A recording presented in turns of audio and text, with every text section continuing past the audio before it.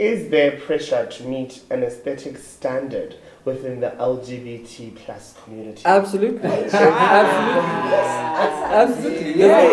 Let me tell you. There's an old adage that says, right, that you already are gay, so you might as well do it right. And there's so much pressure because, like, pick a struggle. You can't be like gay and messy, but when you gay say and you already are gay, so do it right. Does that imply that there's a wrong way? No. I I think there's a sort of frowned upon way to do gay. And I'm not saying it's right that there's an aesthetic sort of pressure to do it, but I know it's there because whether you want to or not, you actually do conform to some sort of aesthetic, right? Because you've got the sort of, goth, masculine lesbians, and you've got the high fashion, super trendy gays. And you know exactly when I say those words, you know you've got a person you can put in those images, and you then start assimilating those people, getting into those circles, like Leroy apparently. But like yes, there is pressure. Yeah. That's what the question says. Is there pressure to have a sort of aesthetic that we all aspire to? But doesn't it then sort of it's almost like it counteracts what we've been fighting for? Because we don't want to be stereotyped and we don't want to be put in a box. But then we are also acknowledging that there is a pressure to fit that mold, to drive a Mercedes or a BMW and so to, it's not to only eat and drink at such a It's not I don't think it's a look, the reason why I don't have much of an issue with it because I think it's not imposed on us, right? Yes. So for instance, I mean, part of the reason why the gay community is very good seemingly at the fashion stakes is because we had to make do with what we had, and male clothes are very standard. Sure. So we had to find a way of like making my clothes represent me, and then they were like, oh, actually you're doing it very well. And the same thing with lesbian women wanting to display their masculinity if they want to. They had to find ways. I think it's a different ball game. Sorry to interrupt. Yeah. I think it's a different ball game for lesbians. Sorry. I mean, I think it's a different ball game for lesbians. Yeah. I don't necessarily believe that us as lesbians we have the pressures to look amazing at every event. I mean, most lesbians normally wear like a black t-shirt, black jeans and shoes. But isn't that a masculine thing? thing? It's a masculine thing. Understood. As well. Like, Understood, but I'm not one. I'm not a lesbian woman that underdresses. I dress. Are you really pressured by the community, and I don't feel or pressured. you? I just think it's my form of expression. It's I think personal I'm very creative with the items. I think that the pressure exists because like we also need to like inter-community sort of identify ourselves into the like smaller communities, right? Okay. Because I know that for instance, like in the hood, and this is where I got confused with the whole transgender argument because I knew people who were identified as gay and then they would like be in female clothes, for instance. And I was like, I don't know if you understand what you're saying, right? But I think because in the gay community, in the hood in particular, the gay culture is to like be as feminine as possible because we need to sort of be comfortable to identify in your community, into the community. Yeah. So it's a weird thing, and I think my next question then is it right to then be like sort of set up an aesthetic that exists? I mean, is it wrong? But that's the thing about it, it's so confusing. It's like I would see my gay friends, like you. I know you're gay, right? I'm a person who's gay. But I wouldn't be too sure if you fall on the other side or you fall on the side. Or, it's like very confusing, as compared to like the lesbian community, that person's butch, that person is a tomboy, that person is a stud. It's like with gays, like, are you trying to waver to like ball gown setup or are you trying to stay in your lane? It's so weird. It's so confusing. Yeah. It's so weird. Sorry if I may. It's so weird how, actually, I've been trying to think, how am I going to answer this the best way I can? Because when I'm with my partner, right, I mean, I'm very flamboyant. I'm very naked. Okay, excuse the naked part, but I'm always naked. Okay. They see that I'm gay. And I don't know if they ask themselves, is this person the brother to this person? The female, feminine-looking gay person. Yeah, you understand? Because they do ask, why are you with a gay guy? There's many questions, guys. But they ask him, you understand? And now you must understand, he looks very bold, he looks a certain way that they still feel uncomfortable with, because now, what does he identify as? Now, that's the thing. He identifies as a straight guy, right? But that works within him. It doesn't affect me because I don't categorize anything, right? I love him, like I say, I love him as a human being. I go to fishing and go fishing, whatever the case may be. It really, really does not affect me. But the aesthetic, that is. Because so when I heard the question first, I thought it was like the idea of like assimilating like certain branches in the community, right? But the opposite then also is true, or like parallel to that, where as a guy, because I want to fit into the world at large, not just our community, I then assimilate like dressing more masculine. So even though I might have the feminine mannerisms, whatever, but in the office space, I make sure that I wear like the grey suit, the white shirt, the tie. And I think there's a pressure to do that as well, because it almost limits your sexuality, right? Yeah, okay, you can be gay, but for crying out loud, wear some lipstick, you know, like wear some heels. And I've had this in corporates where, you know, being female, you can't have a bald head. You must wear heels, and you must wear heels, and you must put some level of makeup on. And that is different from I'm in the gay community, and for me to identify as a femme gay man, I need to be able to wear heels. I need to be able to have long hair. You know what I mean? Did you get the difference? But I think I want to go back to I had to rethink there not being pressure to fit the aesthetic as a masculine woman. I mean, for now, at my age, I'm like 2 years old. But at my age, I'm very much comfortable with myself. But I think when I first started accepting who I was, there was this like conflict within me. Like, must I be like extra macho so they can see, so they can know? You know? So I think in the beginning, when you're still like very, you know, in a daze, it's like you need people to know. Therefore, you need to be as masculine as possible, no matter how much that isn't you. I think on the extreme end, I then have the pressure to be extremely feminine.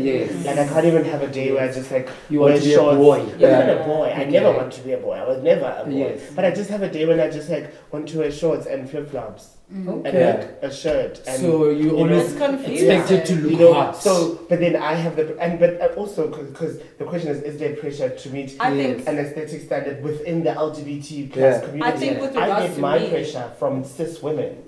Who say I'll be complaining like, yo, these heels, guys, like, and they'll be like, it's your choice. You chose it. It's my girlfriend. It's my girlfriends who are like, we told you it's not easy. You're not taking those off. Like we are not those girls. But it's feet. Hey, feet are not cis or trans. Like feet are feet, and pain is pain. And when your feet and the pain come together, like, can we just take off these damn shoes? The confusion for me comes in because it's also a presentation thing, right? Like how I present, and I think my issue about like and also from my privileged position, I have access to things. So I was able to fit into a sort of, you know, I mean, there's a term for us. You call us like the elite tier 1 games, right? Because you do. Because obviously you go for the skin treatments and you eat at certain places and whatever. And there's pros and cons to that. But what happens to the people who don't necessarily find a home in any of these necessary like little clicks? Because I'm lucky because I work in fashion, I work in television, everything just seems to be integrated. But for someone who, for instance, like Ditshego, you might be a trans woman who actually doesn't like wearing dresses in particular.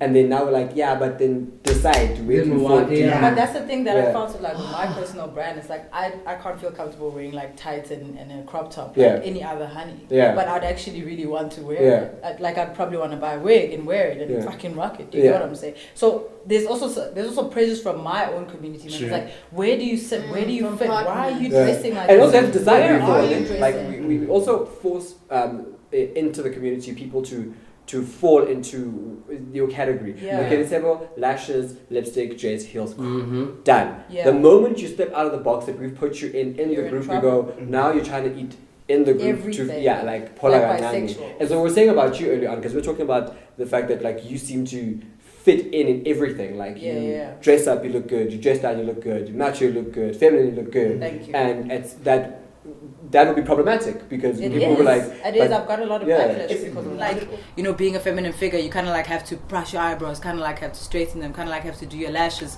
kind of like have to do makeup. It's like routine, you know, like the effort that goes into being a woman is really, really, really like, it's a lot of effort, it's a lot of pressure as compared to just being a stud that wears a t-shirt, jeans and shoes. For me, I also find that then when you want to sort of not break out of it per se, but like want to just not be the stereotype, it becomes difficult. Like, for instance, I can never dress down.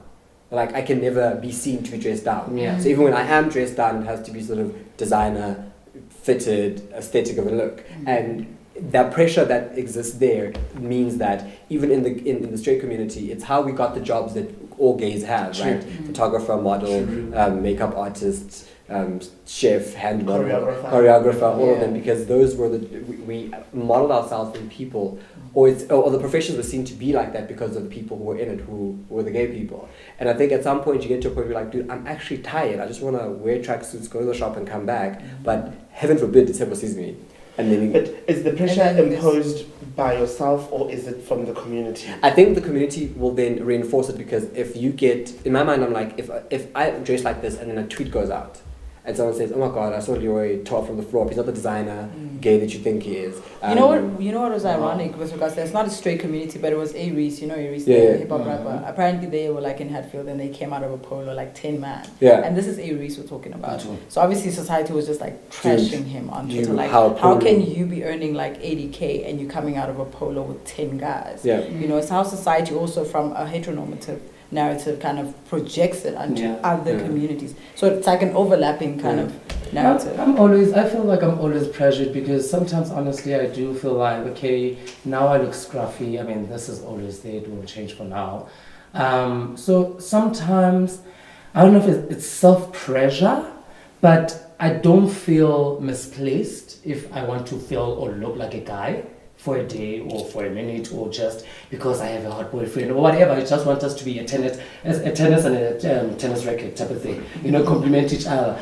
I just sometimes want to feel like I didn't lose the essence of Nhlanhla Mnembe, because I know I'm Lavendayda and that will always be there. Whatever comes through, I'll always be a flamboyant Lavendayda. But sometimes I feel like people will never understand what, okay, today, Ngani, you look like a boy, so which toilet are we using? But doesn't that add on to the confusion that then people get? Because that's the thing. Now I can't live my life because people are confused. Not necessarily about not living your life. Not necessarily about not living your life, but having, we establish norms, right? And we say, okay, this is how we want. I'm presenting myself as a transgender female.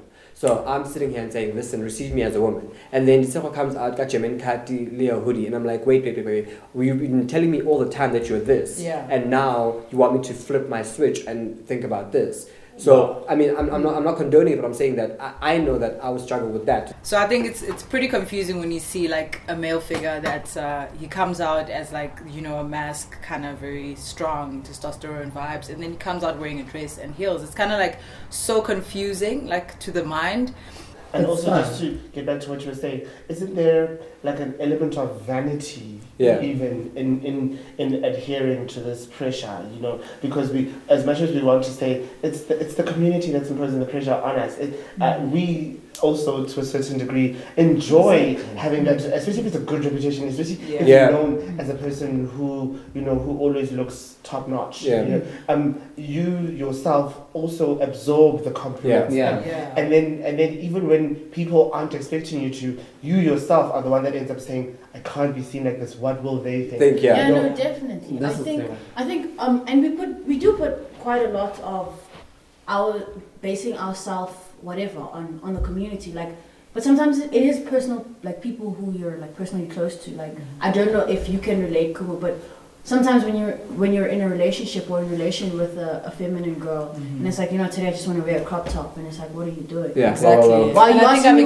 Didn't you know that you were getting with a woman? With a female, what were you you can't even share the expecting? same sentiments You know with what I'm regards to the fabric. What if I'm obsessed with the fabric? Like, if it's hot and I'm trying to wear a crop top, I'm going to wear it because I'm a woman. Even if I wanted to wear a crop top, I was going to wear it. I impose that pressure on myself that, no man, I need to... Waiting, Khumo comes here every day. I bring, pinstripe pants, looking good. I need to look good, and I think...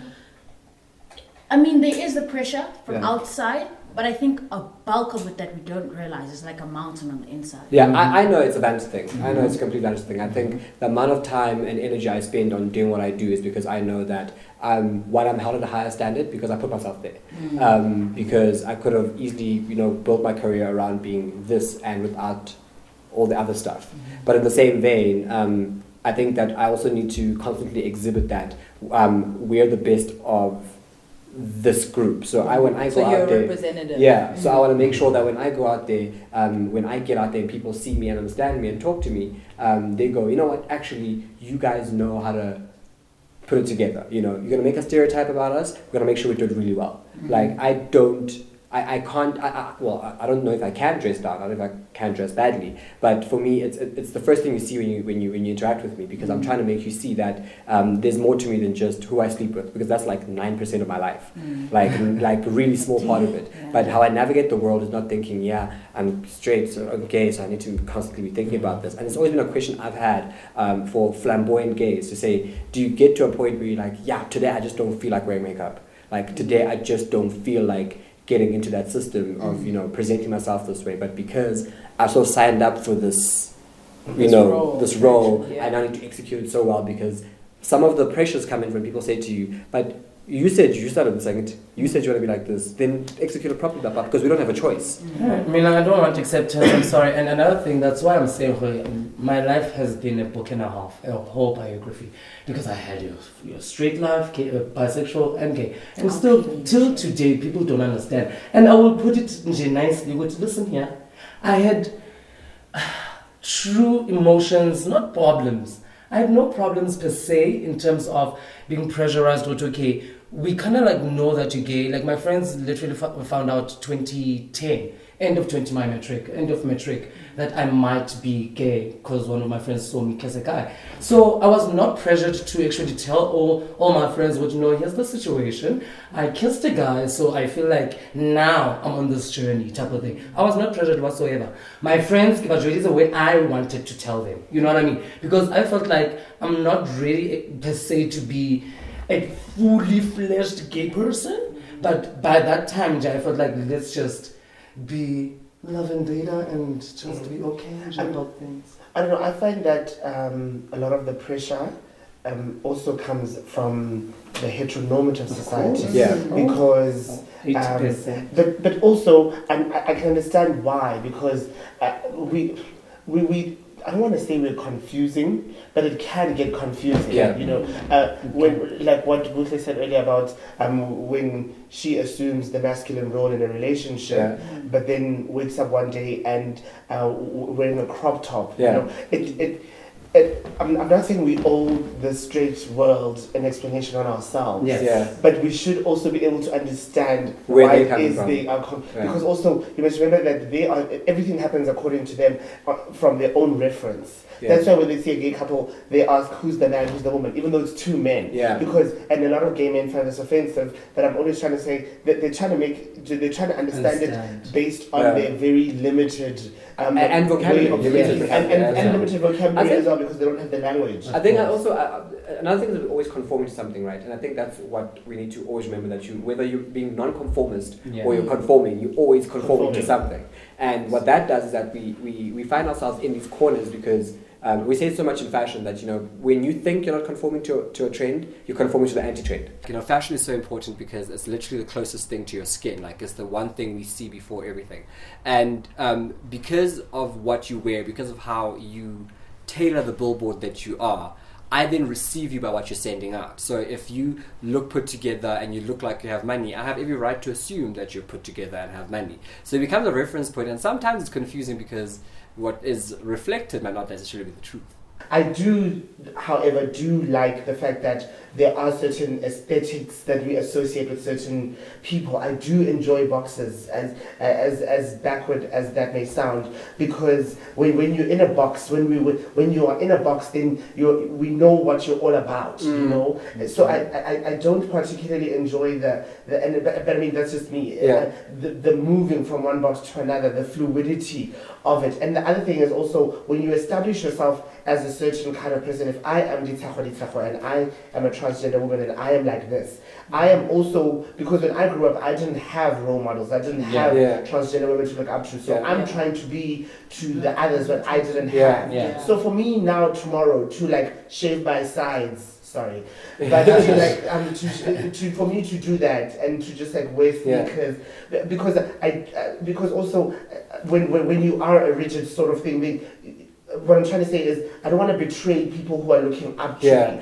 To say, what is she doing now? Because she is what I was looking up to. But there's nothing wrong with the fluidity. I'm just saying, me personally, I want to stick in the box and say that this is what I am. And anybody who even feels like anything similar can then say, I want to be like her. I do feel the pressure to look good. But when I look good, and I own it, and I feel good, and I'm just like, let's do this, I think those boxes also delay your progress, though. Sure. And I'll tell you why I say that. Because when I came out in varsity, right? Because I went to a boys' school, so that was not going to happen.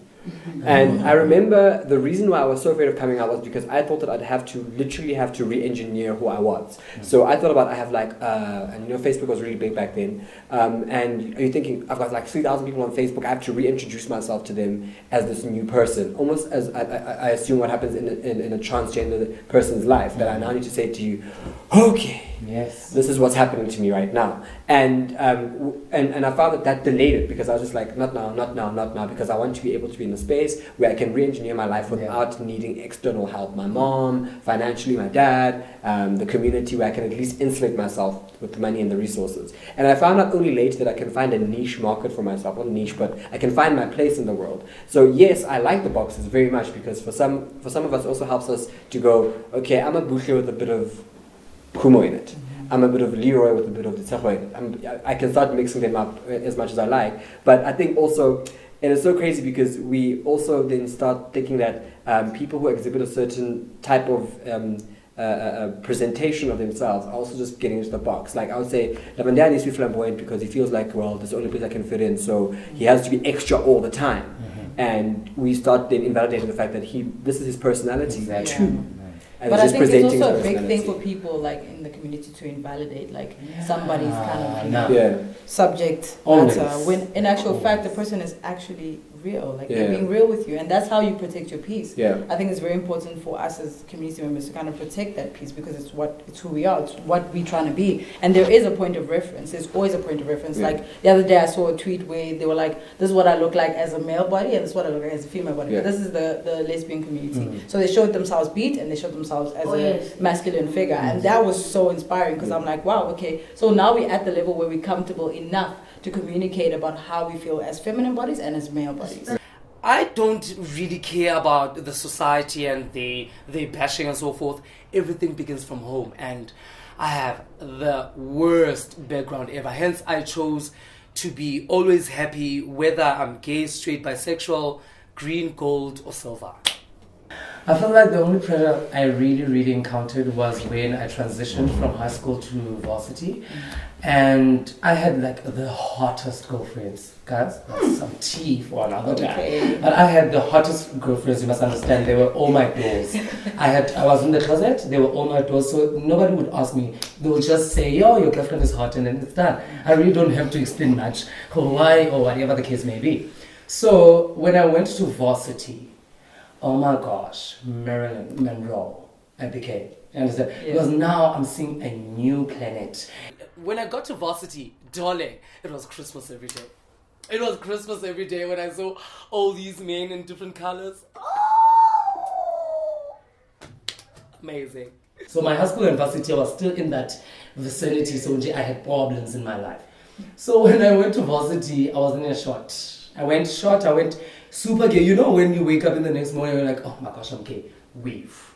Afro. I went literally like that. I asked my father to help me cut my jean to the shortest of shorts. This is quite long. But it was very short. And at that time I was using taxis. So understand that I'm not even worried about taxi drivers. I'm worried about these kids who knew this very straight prefect in high school. So now the pressure was, now they were telling the girlfriend, oh, have you seen your boyfriend?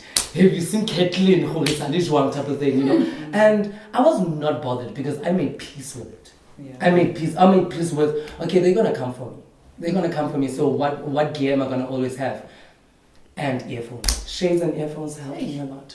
Can I just say? That like when you don't know what the community is about, right? Because you're outside the community, you want to assimilate like what you think is the best version of it, like the truest version of it.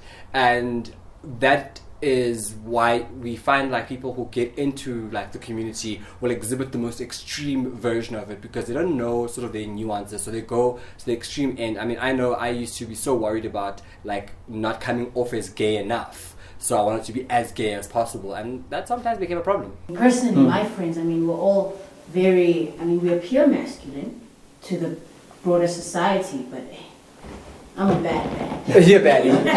You're bad. Okay. But anyway, no. So, but I know, I mean, with having changed friend groups quite a few times, some are like, you're wearing a dress, and they're like, yo, I'm so sorry, bro. What's going on? And I mean, sometimes it is that you don't want to be in it. Yeah. But sometimes it's just like, bruh, I just woke up and I put it on. Yeah, because we also have the option to. Yeah. And it's another thing that like Exactly. when you have the option to So present whatever way you. Oftentimes, this is also imposed on you by people that are close to you. Yeah. Your best friend. I think as Generation Z, I mean, we're stuck in a place where some people, depending on your crowd, I know like my crowd is very much fluid and very much you can do whatever you want, but there are still crowds that want to please, that want to be within the heteronormative society. So I think it goes with which crowd you're in, but it is very much more flexible than it was generations before us. Yeah, no, but I understand why you want to play the option that you have, because when you've got the right to be whoever you are, you know, it's like I have a right to drive an automatic or stick shift, like I have the right to, and it's either driving automatic, but I might prefer to do that on another day. And I think what's becoming more and more apparent to me now, that in my old age, is that where once you get older, you start also finding places where you can exhibit your otherness. You know what I mean? Yeah. You can. I mean, and also it buys some sort of freedom as well, because I mean I wore a dress in the red carpet one day, and people allowed me to, because people allowed me to. They're like, well, by the way. thank you very much.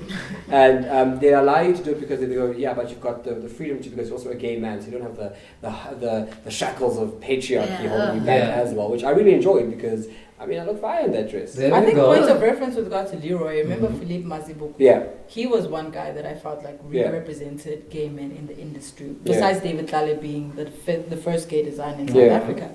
But Philippe as well was also one of the guys that represented like gay men with regards to dresses, skirts, shoes, blazers, you know, glamour, and he made it easier for a lot of people. There's a point of reference. There's a point of reference, you know. I don't want to one day just be a photocopy of someone else, because at the end of the day, what makes me is what I feel, what I experience, and not what someone else experiences, and I just want to live right through them. Because I feel like there isn't enough context for people that are in heteronormative communities, in heteronormative societies, for them to understand where we are coming from. So it's very important that we do kind of represent the people correctly, kind of inform people correctly in order for them to understand. Because they're not grasping why Leroy would wear skirts on a runway when Billy Porter can wear a whole feather ensemble on a Met Gala, one of the biggest balls of the year. You know, it's kind of like we need to inform people more further, especially here in the South African community, you know, and not make it about judgment, but make it about acceptance. You know. Are you gonna go? I do think there is a pressure to meet an aesthetic standard. But I like it. Me too. I like it. I actually love it. Yeah, but for me, it works for me. I like it. My pressure comes more from my peers. I don't know if I can call them that, but cis women is who my pressure can mostly comes from, not from the LGBTQ community. Like my trans sisters is just like, listen, you know what? Because they know the struggle is real, you know. So we're fine amongst ourselves. The pressure for me comes from cis women who I feel like I sort of constantly have to prove to them that I am a woman. But I like it because I do keep proving to them, and I do keep proving to them that there isn't anything you can do that I can't do. And well, aside from giving birth, because they're always but aside from that, and like a young period, we're fine. To whom much is given, much is expected, and I've been given a lot, so it's fine. Come for me. For me, I have never really had an idol icon. Like a lesbian, say, almost mask, whatnot, woman that I've looked up to and be like, this is who I'm trying to model. You know, for me, I've always been trying to model the person in the mirror. You know, you're living who you are, and Ditshego made a similar point earlier on, and for me, it's you know, your position of privilege, whatever it is, really does afford you so much more room to make change, right? So you said like a Leroy Marc gay. That means that there's someone out there, some kid who sees that like there's a mold of gay that I can see, appreciate, and enjoy, and I want to be like that person. And for those of us who do have that privilege, who are in those spaces where you are exhibiting everything that a trans woman would want to exhibit, and be able to challenge a cis woman on every front except childbirth, which honestly we can make a plan about. For me, I think it's the burden you have to carry. The reason why I could wear a skirt on the red carpet was because I had worked hard enough just before to be able to give myself license to be one on that red carpet, and two, to have access to that sort of space. So I think for those of us who have the power of molding an aesthetic that might not necessarily be my aesthetic or Buhle's aesthetic or your aesthetic, but an aesthetic that you feel true to, just remember someone's watching. And not because they're policing you, but because they really want to find out what you're about so that they can model themselves around so you. they can find out what they're about. And in 20 years' time, Buhle might find that she actually really like aligns with a different person to who she thinks she is right now. And that's fine, but at least, unfortunately, at the point that we're in right now, in our struggle as in the world, is that we're in the formative stages of our struggle. So we have to be pioneers. We have to be the guys who go, I don't want to be an activist, but let me do it.